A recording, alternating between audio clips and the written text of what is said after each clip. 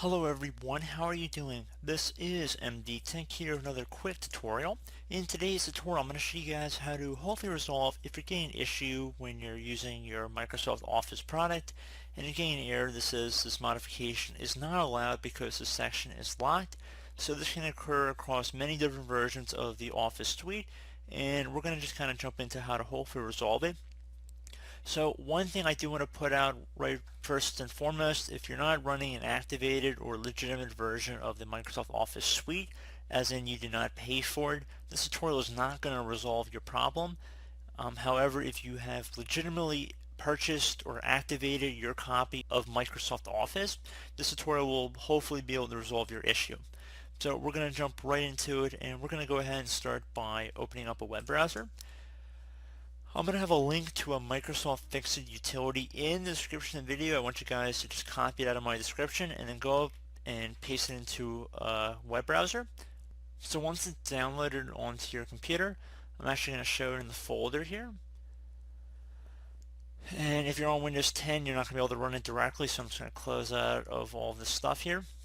And then for this Fixit utility, I've just dragged it over to the desktop. You're going to right click on it and then left click on Properties. Let's go on the Compatibility tab, and underneath Compatibility Mode you want to check mark where it says Run the Program in Compatibility Mode 4, and then inside the drop down here just select Previous Version of Windows and left click on Apply and OK.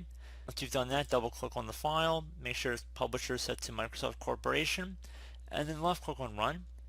You want to agree to the end user license terms once you've looked through them, and then left click on Next. Please keep in mind if you're on Windows 7 or Windows 8, you didn't actually have to do that compatibility thing. You could just run the file normally.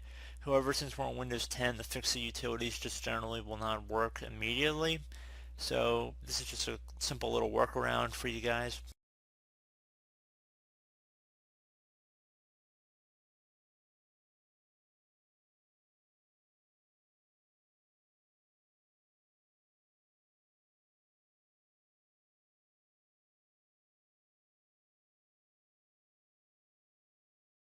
If you receive a user account control prompt, left click on Yes. So it should say it's in process once it's done, left click on Close. And then I would suggest restarting your computer, and hopefully it has resolved the problem. So as always, thank you guys for watching this brief tutorial. I hope I was able to help you out, and I do look forward to catching you all in the next tutorial. Goodbye.